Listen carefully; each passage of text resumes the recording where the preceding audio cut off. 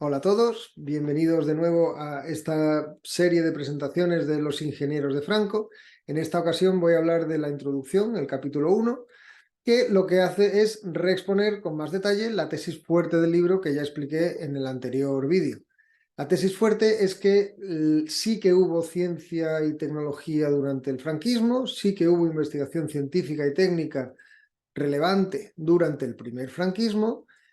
pero que además, sin tenerla en cuenta, no se entiende o queda coja la historia generalista del franquismo, la historia económica, por supuesto, pero también la historia política, ideológica, cultural, etcétera. Es decir, que los ingenieros y científicos de Franco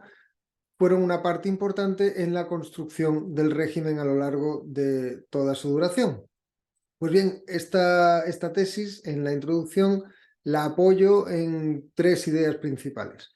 La primera es la imbricación entre ingeniería y política, y ciencia y política en el siglo XX, es decir, entre investigación científica y supervivencia, desarrollo, realización del Estado. ¿Por qué? Pues para ello movilizo la noción geográfica de paisaje y entonces se trata de ver metodológicamente el libro, el método que sigue es seguir el recorrido por el paisaje español y más allá de determinados artefactos, determinados objetos producidos en laboratorios por ingenieros que querían transformar, querían tener un impacto en la economía política española y el modo de hacerlo, economía política además en sentido amplio, incluyendo pues, la moral de la población, las inversiones, las relaciones geopolíticas.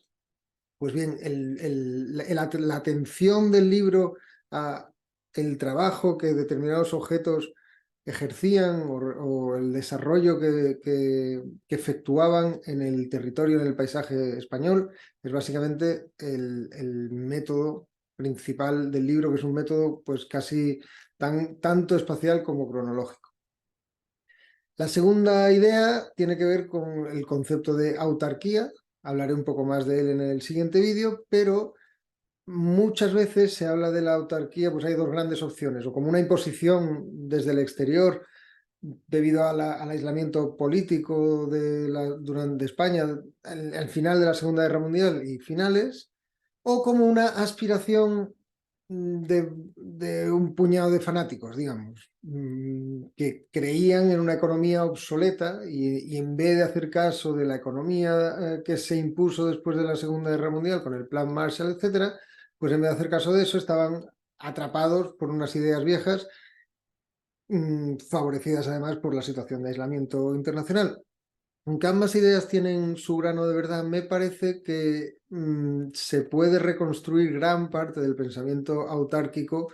concediendo mucho a estas dos ideas, pero también reconociendo que alguna forma de autarquía, y que es la búsqueda de la autosuficiencia en recursos considerados clave,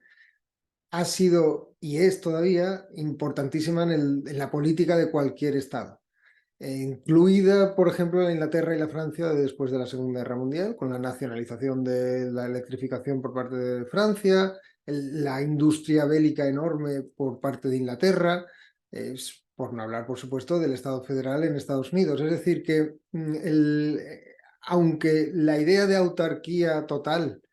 desde luego que no se sostiene ni se ha sostenido nunca, ni tampoco es que se la creyeran los teóricos del franquismo, la idea de una autosuficiencia, una limitación de importaciones en sectores clave considerados de interés nacional, en el caso de la España del Franco, pues lo que tiene que ver con la industria pesada, lo que tiene que ver con la industria bélica, la metalurgia, las energías, todo ese tipo de cosas es una aspiración que los estados han tenido y siguen teniendo hoy en día y que a lo mejor en los 90 y los 2000 los historiadores económicos, cegados por el gran mito de la globalización, olvidaron pero, o dieron por obsoleta, pero que hoy en día no es que haya caído la globalización, ni la globalización era tan imperante como la pintaban en los 90, ni ahora es menos importante que entonces. Lo que sí que ha quedado demostrado es que el Estado-Nación no ha sido una cosa pasajera, está para quedarse y que una de las funciones que tiene es mirar por los recursos.